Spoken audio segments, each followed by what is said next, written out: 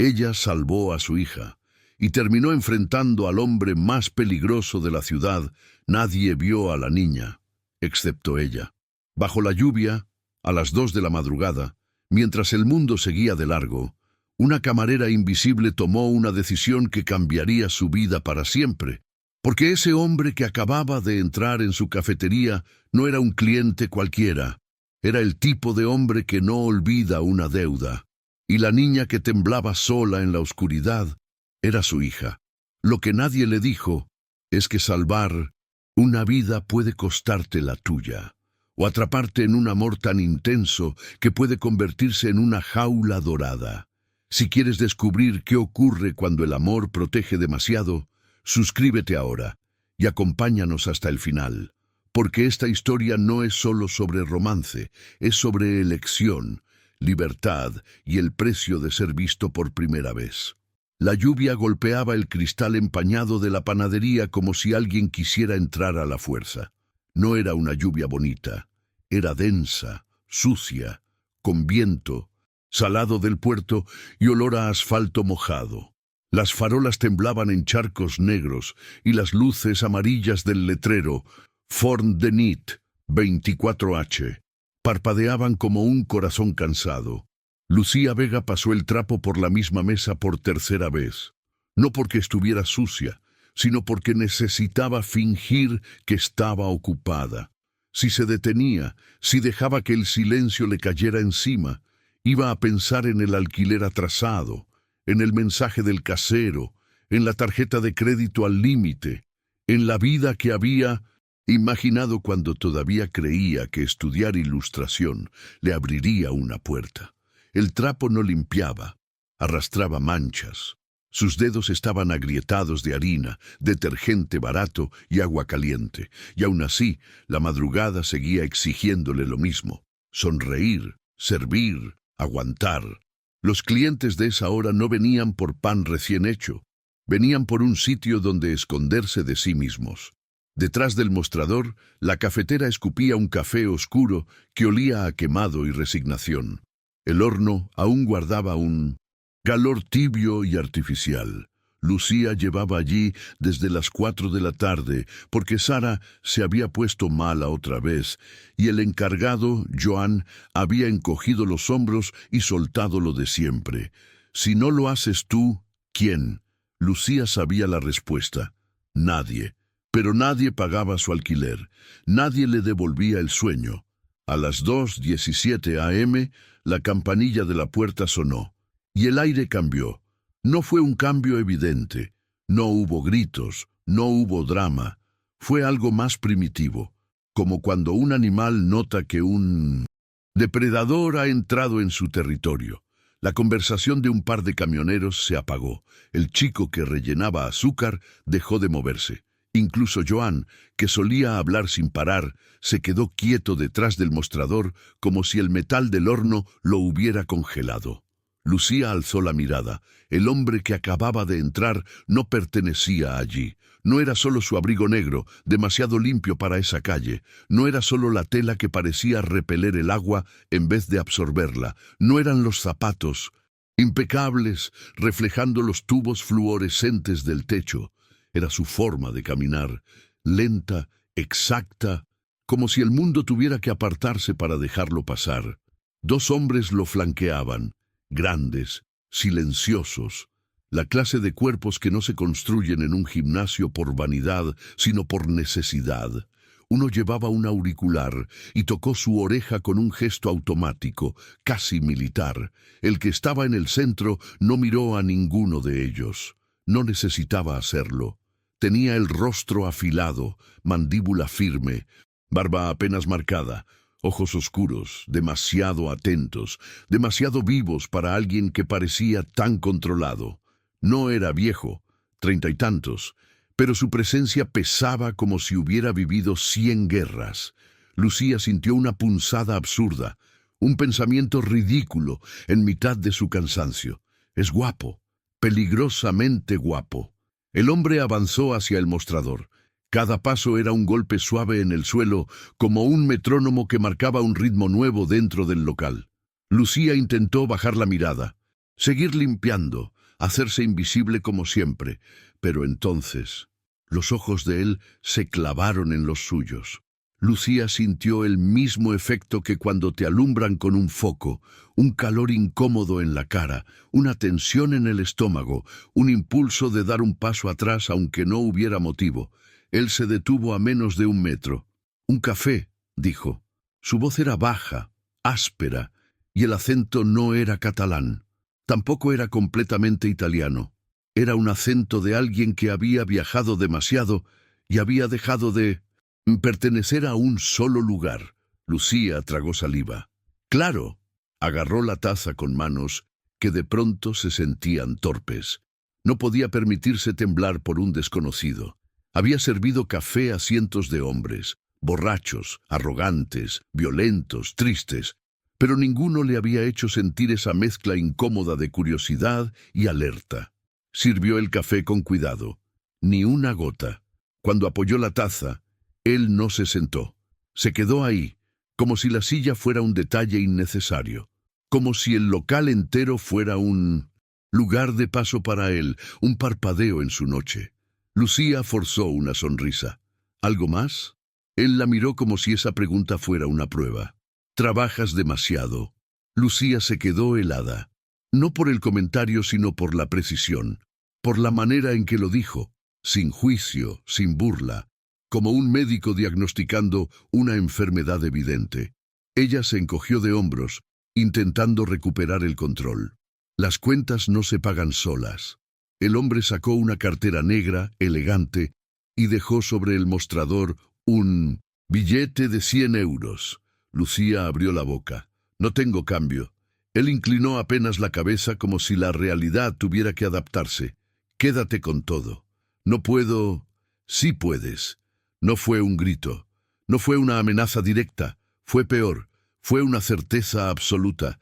Lucía sintió algo en el pecho, una sensación extraña, como si acabara de aceptar sin querer una regla nueva. Tomó el billete y lo guardó en el bolsillo del delantal. La piel le ardía por vergüenza. El hombre dio un sorbo. Lucía esperó una mueca. Ese café era malo y lo sabía. Pero él solo lo aceptó, impasible, como si hubiera bebido cosas peores. Uno de los guardaespaldas murmuró algo al auricular. El hombre del centro se tensó apenas. Un cambio mínimo, casi invisible. Pero Lucía lo vio. El endurecimiento de la mandíbula, la mirada que se volvía más oscura. Ella no debería preguntar, no debería involucrarse. Esa era la norma de sobrevivir. Aún así, las palabras salieron. ¿Problemas? Él volvió a mirarla. Y por un segundo, Lucía sintió que él la veía de verdad, no como camarera, no como una sombra detrás del mostrador, como persona. «Siempre hay problemas», respondió. Dejó la taza. Se giró. Los dos hombres se movieron con él como si estuvieran conectados por un hilo invisible. Al llegar a la puerta, el viento se coló como un cuchillo de agua y sal. El hombre desapareció en la noche. Lucía exhaló, sin darse cuenta de que había estado conteniendo la respiración. Volvió a su trapo. Intentó retomar la normalidad. Y entonces lo oyó. Un sonido pequeño, casi ridículo bajo el estruendo de la lluvia. Un gemido, un llanto ahogado. Lucía giró la cabeza hacia la ventana. El cristal estaba sucio, lleno de huellas y grasa vieja. Aún así, vio un bulto junto a un SUV negro, estacionado bajo el toldo exterior. Ajustó la vista, y el mundo se le detuvo. Era una niña. No tendría más de 5 o 6 años. Llevaba un vestido rosa empapado, que se pegaba a su cuerpo como una segunda piel. El pelo oscuro estaba pegado a la frente. Temblaba con una violencia que no parecía humana. Lucía abrió la puerta del local antes de pensar. La lluvia la golpeó como una bofetada. «¡Eh!», gritó, pero el viento se tragó su voz. Corrió hasta la niña y se agachó, sin tocarla todavía, como si cualquier contacto pudiera romperla. Los labios de la pequeña estaban azulados, los ojos enormes, aterrados, vacíos. Lucía sintió un terror frío, hipotermia, shock, Una niña sola en mitad de la madrugada. Miró alrededor buscando a alguien y vio, a lo lejos, las luces traseras de un Mercedes negro alejándose por la calle mojada. El mismo hombre se iba y esa niña estaba junto a su coche. Lucía sintió un latigazo de decisión. Regresó corriendo al local, empapada, con el corazón en la garganta. Joan gritó algo sobre el suelo, sobre la puerta abierta, sobre el turno, pero Lucía no lo escuchó. Se lanzó al mostrador y entonces lo vio. Una tarjeta negra, pesada, con un símbolo en relieve, un león coronado y un número internacional. No había nombre, solo ese número. Lucía no pensó en la policía, no pensó en protocolos, no pensó en nada. Marcó. Sonó una vez. Dos. Una voz respondió, seca, desconfiada. ¿Sí? Lucía apretó la tarjeta con fuerza. Hay una niña afuera, dijo, la voz quebrada. Está sola. Está temblando. Creo que se está congelando. Estaba junto a su sube. Por favor, haga algo. Silencio. Un silencio pesado, peligroso. Luego, la voz volvió, más baja, más fría. No la toques. No te muevas. Estamos regresando. La llamada se cortó. Lucía salió otra vez, corriendo hacia la niña, empapada hasta los huesos, y se arrodilló cerca de ella sin tocarla, solo cubriéndola del viento con su propio cuerpo. Tranquila, susurró. Ayuda viene en camino, te lo prometo. La niña no respondió. Solo la miró, como si intentara recordar su cara para no morirse. Y entonces, a lo lejos, se oyó el chillido de neumáticos sobre asfalto mojado. 3 vehículos negros emergieron de la lluvia como bestias.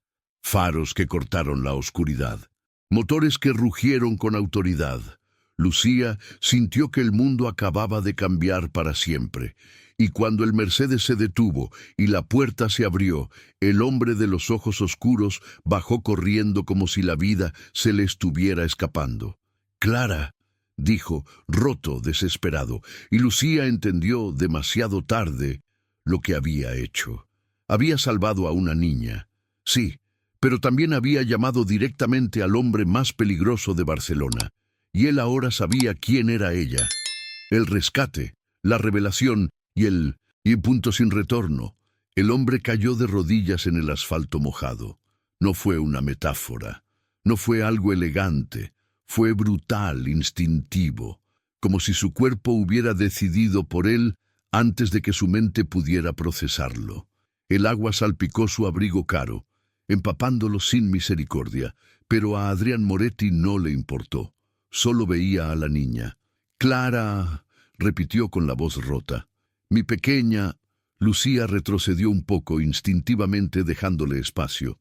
El corazón le martillaba con tanta fuerza que le dolían las sienes. Los 2 hombres que habían acompañado a Adrián se movían rápido, eficientes, formando un semicírculo protector. Uno de ellos sacó una manta térmica plateada. El otro ya hablaba por teléfono en italiano. Rápido, urgente. Adrián tomó a la niña con una delicadeza que parecía imposible para alguien como él. Sus manos grandes, marcadas por cicatrices, temblaban mientras la envolvía contra su pecho. «Papá está aquí», susurró, una y otra vez. «Ya pasó, ya pasó». Clara emitió un sonido, casi inaudible, un gemido débil, y enterró la cara en el abrigo de su padre. Ese gesto pequeño rompió algo en el rostro de Adrián. Sus ojos oscuros se humedecieron sin que él pareciera notarlo. «¿Cuánto tiempo llevaba aquí?», preguntó de pronto, levantando la mirada hacia Lucía. Ella tragó saliva. «No lo sé. Yo la vi cuando usted se iba. Estaba sola. No hablaba. Temblaba mucho». Adrián cerró los ojos un segundo. Cuando los abrió, había algo nuevo en ellos. Una furia silenciosa, contenida, dirigida a un mundo entero que había fallado. «Gracias», dijo. Solo esa palabra, pero pesaba como una deuda imposible de pagar. «Hospital», ordenó después, levantándose con Clara en brazos. «Ahora». Los hombres obedecieron al instante. Las puertas de los SUV se abrieron antes incluso de que Lucía pudiera procesar lo que estaba pasando. «Ella viene con nosotros», añadió Adrián, señalándola sin mirarla directamente. Lucía sintió que el suelo desaparecía bajo sus pies. «Yo? No puedo. Tengo que...» «Tú nos llamaste», interrumpió él por fin, mirándola de frente. «Tú no te fuiste. Tú te quedaste con ella bajo la lluvia». Su voz no era dura, era firme, inapelable. «Y mi hija está viva por eso». Lucía abrió la boca para protestar, pero uno de los hombres, alto de ojos grises, ya estaba a su lado, guiándola con una mano firme pero respetuosa hacia el vehículo. «Recogeremos tus cosas después», dijo. «Confía en mí». Lucía miró una última vez hacia la panadería. Vio a Joan tras el cristal, pálido, inmóvil, como si estuviera viendo una película que no entendía. Su vida de antes quedaba allí, detrás de esa puerta, empapada y mal iluminada. La puerta del sub se cerró, y el mundo de Lucía Vega desapareció. El hospital no parecía un hospital. Era silencioso, privado, casi invisible desde la calle. Entraron por un acceso subterráneo, donde nadie hacía preguntas y todos parecían saber exactamente quién era Adrián Moretti. Clara fue llevada de inmediato por un equipo médico. Adrián no soltó su mano hasta el último segundo. Cuando las puertas se cerraron, se quedó quieto, con los puños cerrados, respirando como si hubiera corrido kilómetros. Lucía permanecía a un lado, empapada, temblando ahora que la adrenalina empezaba a disiparse. Una mujer mayor, elegante, apareció con una manta seca y la colocó sobre los hombros de Lucía sin decir una palabra. Luego le ofreció una taza caliente. «Bebe», le dijo suavemente. «Estás a salvo aquí». Lucía asintió, sin estar segura de creerlo. Minutos después, o tal vez horas, Adrián regresó. Su camisa estaba arrugada, el cabello húmedo, el rostro marcado por una angustia que no había desaparecido. Se detuvo frente a Lucía. «Va a vivir», dijo. «Tenía hipotermia leve y shock, pero llegamos a tiempo». Lucía soltó el aire que no sabía que estaba conteniendo. Las piernas le flaquearon. «Gracias a ti», añadió él con la mirada fija en la suya. «Y ahora necesito saber quién eres». Ella dudó. Lucía Vega. «Solo trabajo en la panadería». «Adrián». Repitió su nombre despacio como si lo guardara. «Lucía Vega», dijo. «Esta noche salvaste a lo único que me importa en este mundo». Se acercó un paso más, demasiado cerca. «Y yo no dejo las deudas sin pagar».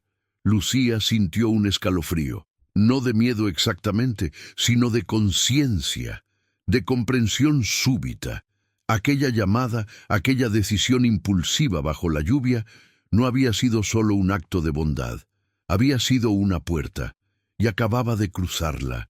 Lucía no supo exactamente en qué momento dejó de ser una invitada y pasó a ser parte del lugar. Tal vez fue cuando despertó en una habitación que no parecía real.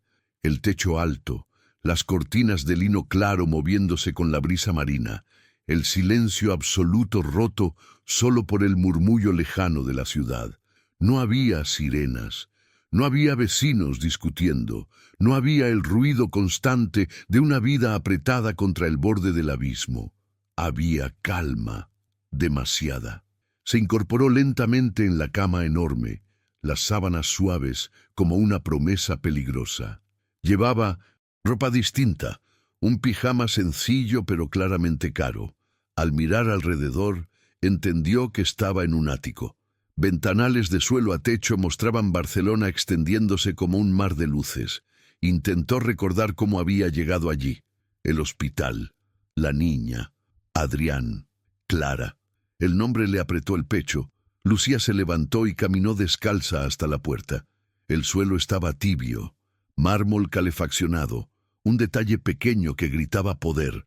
Abrió con cautela. El ático estaba vivo, no con ruido, sino con movimiento contenido. Dos hombres vigilaban discretamente cerca del ascensor privado.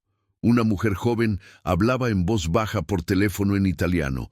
Todo funcionaba con una precisión inquietante. «Está despierta», dijo alguien. Lucía se giró. Adrián estaba allí, sin abrigo, sin traje. Llevaba una camisa blanca con las mangas arremangadas y el cabello todavía húmedo, como si no hubiera dormido. A la luz de la mañana parecía aún más atractivo y más cansado. Había sombras bajo sus ojos, grietas en la armadura. «Buenos días», dijo él. Lucía no supo si responder. «Clara preguntó por ti», añadió. No habló mucho, pero te buscó con la mirada. Algo se suavizó en el rostro de Adrián al decirlo, algo peligroso y hermoso a la vez. «¿Dónde está?», preguntó Lucía sin pensar. «En la habitación contigua. El médico dijo que es bueno que te vea». Lucía asintió y lo siguió. La habitación de Clara parecía sacada de un cuento cuidadosamente diseñado. Colores suaves, juguetes nuevos, pero no invasivos. Un intento evidente de crear seguridad sin saber exactamente cómo. Clara estaba sentada en la cama, abrazando un conejo de peluche. Sus ojos oscuros se levantaron cuando Lucía entró. No habló, pero estiró la mano. Lucía sintió un nudo en la garganta. Se acercó despacio, se sentó en el borde de la cama y dejó que la niña apoyara la cabeza contra su brazo. «Hola, pequeña», susurró. «Estás a salvo». Clara cerró los ojos. Adrián observaba desde la puerta. Su expresión era ilegible. Orgullo, gratitud, algo más oscuro. «Se queda contigo», dijo finalmente. «Al menos unos días». Lucía giró la cabeza. «¿Yo? Clara confía en ti», respondió. «Eso no es común». Lucía sintió el peso real de esas palabras. No era una invitación, era una decisión tomada. «Solo hasta que se estabilice», añadió Adrián, como si eso suavizara el golpe. «Te daremos todo lo que necesites. Todo». La palabra flotó en el aire como una promesa envenenada. Los días siguientes se desdibujaron. Lucía empezó a tener rutinas que no había elegido, pero que se sentían extrañamente cómodas. Desayunos preparados sin preguntar. Ropa que aparecía doblada en su habitación, siempre de su talla. Un teléfono nuevo por seguridad. Clara comenzó a reaccionar, primero con pequeños gestos, una mirada más larga, un dedo que se enredaba en el cabello de Lucía cuando estaban sentadas en el sofá. Luego, una palabra, apenas un susurro. Lucía casi lloró. El médico sonrió, satisfecho. Adrián parecía alguien que acababa de ganar una guerra. Por las noches, cuando Clara dormía, Adrián encontraba a Lucía en la terraza o en la cocina. Nunca la tocaba sin permiso, nunca la presionaba, pero siempre estaba cerca, demasiado cerca. «No estás obligada a quedarte», decía con voz suave. «Pero aquí estás segura, segura». Lucía empezó a notar las pequeñas cosas. Siempre había alguien cerca cuando quería salir. Siempre había una razón para no hacerlo sola. Siempre había una solución propuesta antes de que ella pudiera decidir. «Es por tú». «Bien», decía Adrián. «El mundo no es amable con personas como tú». «¿Como yo?», preguntó ella una noche. Él la miró largo rato. «Buenas», respondió. «Las personas buenas siempre pagan el precio más alto». Lucía no supo si aquello era una advertencia o una excusa, porque empezaba a sentirlo. El lujo no como regalo, sino como barrera. La protección no como cuidado, sino como cerco. El amor naciente, con un pulso inquietante de posesión. Y aún así, cuando Clara se dormía abrazada a su brazo, cuando Adrián la miraba como si fuera la única luz en su mundo oscuro, Lucía se preguntaba si realmente quería irse, o si ya era demasiado tarde. Lucía empezó a notar el cambio cuando dejó de preguntar si podía salir, y empezó a avisar que quería hacerlo. «Voy a bajar a caminar un poco», dijo una mañana, ajustándose la chaqueta. Adrián levantó la vista del teléfono. «Luca irá contigo». No fue una sugerencia. Lucía se quedó quieta. «Solo voy a la esquina». «Y aún así», respondió él, con calma absoluta. Barcelona no es amable con quienes no saben a quién pertenecen las sombras. Esa frase le heló la sangre. No necesito un guardaespaldas, dijo más firme de lo que se sentía. No soy una rehén. Adrián se levantó despacio. No había ira en su rostro. Eso era lo más inquietante. Nunca dije que lo fueras, dijo, pero eres importante para mí, y lo importante se protege, o se encierra, replicó ella. Silencio. Por primera vez desde que se conocieron, Adrián no respondió de inmediato. Algo cruzó su mirada, sorpresa, quizá, o el miedo de verse reflejado. Lucía, dijo finalmente, tú no entiendes el mundo en el que vivo. Entonces, explícamelo, exigió ella. No me cubras los ojos y lo llames cuidado. Clara apareció en la puerta en ese momento, con el conejo de peluche apretado contra el pecho. ¿Pelea?, preguntó en voz baja. Lucía se arrodilló de inmediato. No, cariño, solo hablamos. Adrián observó la escena con una mezcla peligrosa de ternura y cálculo. Clara se acercó a Lucía y apoyó la cabeza en su hombro. «No te vayas», susurró. Lucía cerró los ojos. Ahí estaba la verdadera jaula. Esa noche, Lucía no durmió.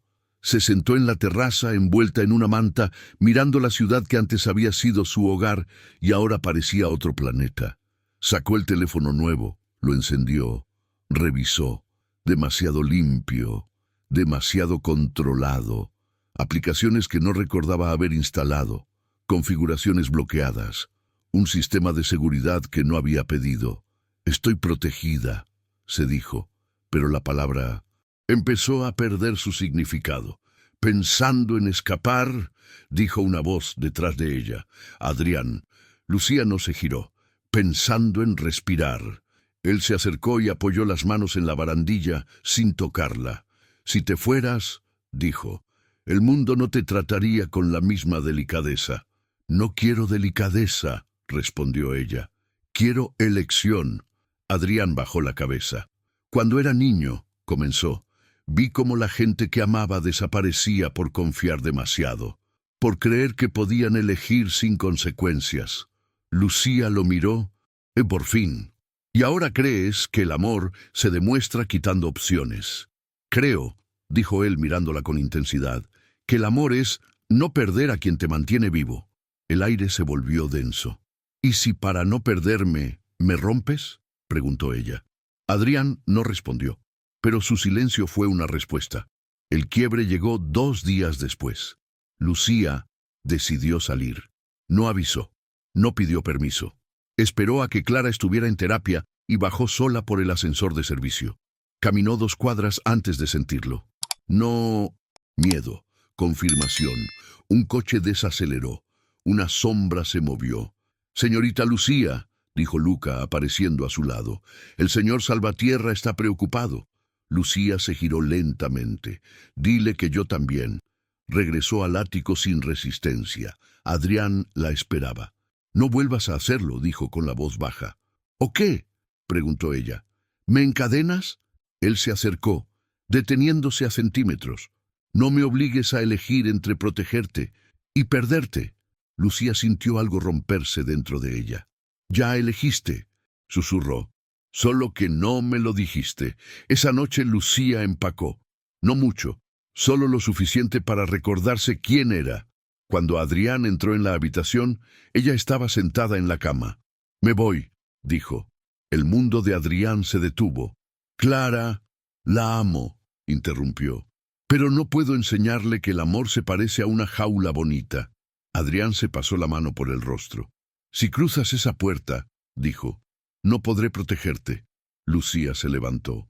«Entonces protégeme respetando mi libertad». Se miraron largo rato. Finalmente Adrián dio un paso atrás. «Vete», dijo, «pero si el mundo te hiere, volverás». Lucía tomó la bolsa. «Tal vez», respondió, «pero esta vez será por elección». Y cruzó la puerta. La libertad no se sintió como Lucía había imaginado. No fue alivio inmediato, no fue paz. Fue vértigo. La ciudad la recibió con el mismo ruido de siempre, motores, voces superpuestas, pasos apurados. Barcelona seguía viva, indiferente a su huida. Lucía caminó sin rumbo durante horas, con la bolsa colgada del hombro y el corazón latiéndole en la garganta, como si en cualquier momento alguien fuera a tocarle el brazo y decirle que todo había sido un error. Nadie lo hizo. Se alojó en una pensión pequeña cerca del Raval. Una habitación mínima, paredes descascaradas, una ventana que daba a un patio interior. Nada de lujo, nada de guardias, nada de Adrián. Y aún así, esa primera noche durmió con la luz encendida. El segundo día buscó trabajo. El tercero, un curso de ilustración en un centro cultural del barrio de Gracia. Se sentó en el aula con un cuaderno nuevo y un lápiz prestado, rodeada de desconocidos que no sabían nada de su pasado reciente. Por primera vez en meses nadie la vigilaba, y sin embargo, cada vez que oía un coche frenar demasiado cerca, su cuerpo se tensaba. Cada vez que un hombre alto pasaba a su lado, su pulso se aceleraba. Cada vez que pensaba en Clara, el pecho le dolía como una herida abierta. La cuarta noche sonó su teléfono. Un número desconocido. No contestó. El teléfono volvió a sonar. «Lucía», dijo la voz al otro lado cuando finalmente atendió. «Adrián». Ella cerró los ojos. «Clara no ha comido», continuó. «Pregunta por ti». Lucía apretó el teléfono con fuerza. «No hagas esto», dijo. «No la uses». «No la uso», respondió él con voz quebrada. «Te digo la verdad. Silencio». «Estoy bien», mintió Lucía. «Estoy aprendiendo a ser yo otra vez». «Y yo estoy aprendiendo», dijo él, «a no perseguirte». Eso la desarmó. «¿No me sigues?», preguntó. «No», respondió. «No hoy», colgó. Lucía se dejó caer sobre la cama, porque entendió algo terrible. Adrián la estaba dejando ir, y eso dolía más que cualquier cadena. El peligro llegó sin anunciarse. Una tarde, al salir del centro cultural, Lucía sintió la mirada antes de ver al hombre. Alto, abrigo oscuro, observándola con demasiada atención. Caminó más rápido. Él también. El miedo subió como un golpe seco. Giró en una calle estrecha, luego en otra. El hombre no desapareció. «¡Oye!», gritó alguien detrás. Lucía corrió. No vio el segundo hombre hasta que fue demasiado tarde. La agarraron del brazo, la empujaron contra una pared húmeda. El olor a alcohol y rabia le llenó los pulmones. «¿Creíste que podías desaparecer?», dijo uno de ellos. Y entonces lo supo. No era un asalto cualquiera, era un mensaje. Un disparo sonó, no cerca, preciso. El hombre que la sujetaba cayó.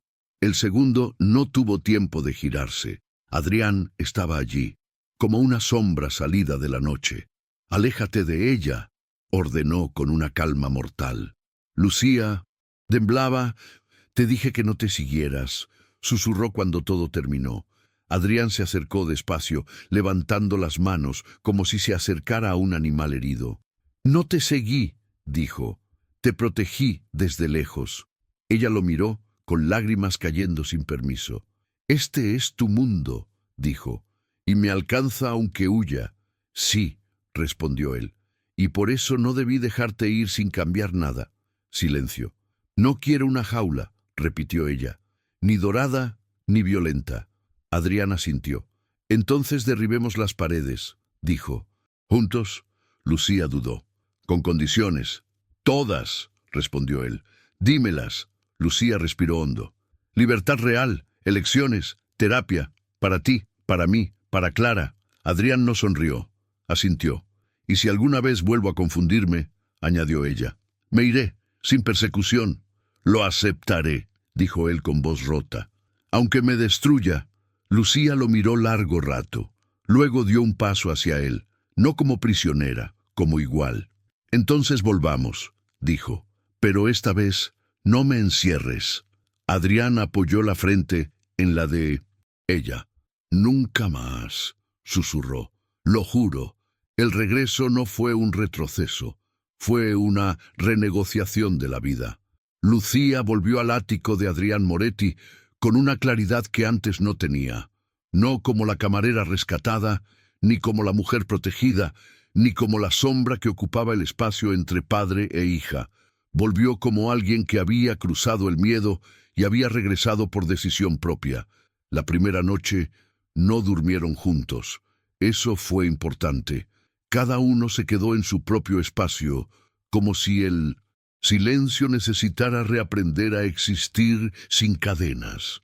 Adrián pasó horas sentado en el despacho, con los papeles cerrados y la mirada perdida. Lucía, en la habitación que había sido su refugio y su prisión, abrió la ventana de par en par y dejó entrar el ruido de la ciudad. Necesitaba recordarse que el mundo seguía ahí.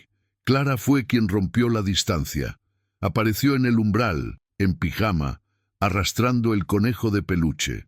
¿Te quedas?, preguntó, con esa voz suave que ya no temblaba. Lucía se arrodilló frente a ella. Sí, respondió, pero no porque tenga que hacerlo, porque quiero. Clara sonrió. Un gesto pequeño, pero seguro. Entonces está bien, dijo. Papá tiene que aprender. Lucía rió, sorprendida. Todos tenemos que aprender, amor. Las semanas siguientes fueron difíciles. Adrián comenzó terapia con un especialista en trauma y control. No fue una transformación mágica. Hubo retrocesos, silencios largos, miradas tensas cuando Lucía salía sola y regresaba tarde. Pero él no la detuvo.